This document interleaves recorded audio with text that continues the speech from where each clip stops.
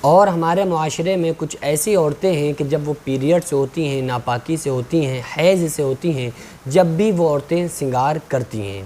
تو جو عورتیں حیض کی حالت میں، پیریڈ کی حالت میں سنگار کرتی ہیں، ایسی عورتوں کے بارے میں اسلام کیا کہتا ہے؟ سب سے پہلے آپ یہ سمجھیں کہ جو سنگار ہے یہ تو ہر شخص جانتا ہے کہ صرف اور صرف شوہر کے لیے ہے،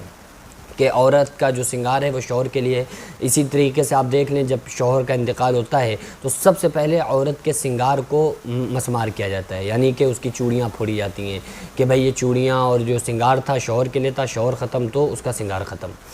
تو آپ اچھی طریقے سے یاد رکھیں کہ آج کا جو ماحول ہے وہ یہ ہے کہ جب کوئی عورت گھر سے باہر نکلتی ہے، شادی میں جا رہی ہے، فنکشن میں جا رہی ہے، تو وہ عورتیں سنگار کر کے نکلتی ہیں گھر میں، تو ان کی ایسی حالت ہوتی ہے کہ وہ خود آئینے میں خود کو دیکھ کے شرماتی ہیں۔ تو دیکھو گھر سے باہر جا رہی ہیں تو وہ سنگار کس کے لیے کر کے جا رہی ہیں؟ ظاہر سی بات ہے نا کہ شوہر کے لیے خصوصاً وہ سنگار نہیں ہے۔ اگر شوہر کے لیے ہوتا تو وہ گھر کے اندر سنگار ہوتا، وہ رات میں سنگار ہوتا،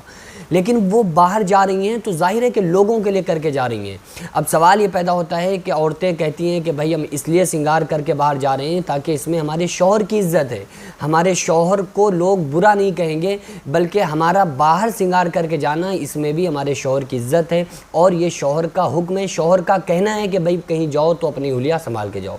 بہت اچھی بات ہے۔ اگر کوئی عورت سنگار کر کے کہیں جا رہی ہے تو اسلام نے اس چیز سے منع نہیں کیا ہے کہ آپ کہیں جائیں تو سنگار کر کے نہ جائیں، نہیں، بلکہ اسلام نے کہا ہے کہ آپ کہیں جائیں، فنکشن میں جائیں، شادی میں جائیں، کسی کے گھر جائیں، سنگار کر کے جا سکتی ہیں، لیکن آپ کو کوئی نامحرم نہ دیکھنے پائے، کیونکہ آپ کی اسلام میں بہت بڑی عظمت ہے، آپ کو اسلام نے بہت بڑا عزت دار بتایا ہے، بنایا ہے، تو اس لیے آپ کے چہرے پر، آپ کے بالوں پر، آپ کے اوپر کسی بھی نامحرم کی نگاہ نہ پڑنے پائے۔ اسلام یہ کہتا ہے، اسلام آپ کو سیکولر بنانا چاہتا ہے کہ آپ بہت پابندی میں رہیں، اس کا مطلب یہ کہ آپ پردے میں رہیں، آپ کو کوئی بلا وجہ ایرا غیرہ نتھو خیرہ کوئی آ کے آپ کو نہ دیکھنے پائے۔ بہرحال اگر کوئی عورت شوہر کے لیے سنگار کرتی ہے تو اچھی بات ہے، باہر جائے تو سنگار کر سکتی ہے، لیکن اس کو چاہیے کہ وہ کسی دوسرے کے سامنے، نامحرم کے سامنے نہ آنے پائے، بلکہ وہ عورتوں میں رہے، اپنے محرم کے سامنے رہے، کوئی پرابلم نہیں ہے۔ جب کوئی عورت حیض سے، پیریڈ سے، ناپاکی کی حالت میں ہو، تو اگر وہ عورت سنگار کر رہی ہے اور اس کو یہ اندیشہ ہے کہ ہم سنگار کریں گے، تو ظاہر ہے نا کہ جب کوئی عورت سنگار کر لیتی ہے تو شوہر جو ہوتا ہے اس کی طرف متاثر ہونے لگتا ہے، شوہر کو اس کی طرف رغبت بڑھنے لگتی ہے، اس کی طرف نگاہ ڈالتا ہے اور اس کی طرف ایک محبت کی نگاہ سے دیکھنا شروع کر دیتا ہے، متاثر ہوتا ہے۔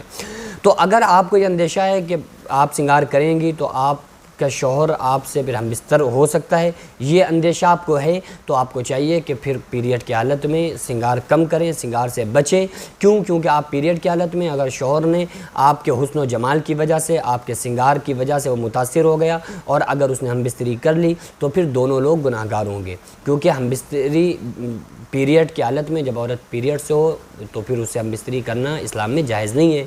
تو اس لیے ان دنوں میں اپنے آپ کو بچا لے۔ لیکن اگر یہ ہے کہ بھئی ہمارا شوہر ہم بستری نہیں کرے گا، ہمارے سنگار کرنے سے اس پر کوئی فرق نہیں پڑے گا، لیکن ایک پرابلم اور بھی ہے کہ جن شوہروں پر بیوی کے سنگار کرنے سے کوئی فرق نہیں پڑتا ہے تو وہ عورتیں سنگار ہی نہیں کرتی، کہتی ہیں جب ہمارے شوہر پہ کوئی فرق ہی نہیں ہے، ہم سنگار کر رہے ہیں، شوہر دیکھ بھی نہیں رہے، ہم سنگار کر رہے ہیں کہ شوہر ہماری طرف دیکھے، شوہر کوئی پتہ ہی نہیں ہے کہ بیوی نہا کے کپڑے بھی چینج کر چکی ہے، وہ اپنے کاموں میں لگا ہوا ہے، موبائل میں لگا ہوا ہے، تو پھر عورتیں یہ سوچتی ہیں۔ بہرحال یہ ہے کہ اگر آپ کو یہ اندیشہ ہے کہ شوہر آپ کی طرف متاثر اتنا زیادہ نہیں ہوگا کہ آپ سے ہم بستری کر لیں، تو پھر آپ پیریڈ کی حالت میں سنگار کریں، لیکن اگر آپ کو اندیشہ ہے کہ شوہر ہم بستری کر سکتا ہے تو پھر آپ کو چاہیے کہ ان دنوں میں سنگار نہ کریں، زیادہ نہ کریں، نارمل رکھیں۔ کیونکہ ورنہ شوہر اگر آپ سے ہم بستری شوہر نے ایام حیض میں کر لی، پیریڈ کے دنوں میں کر لی، تو پھر دونوں لوگ برابر کے گناہ گار ہوں گے۔ اس لیے ہم لوگوں کو ان گناہوں سے بچنا ہے اور ان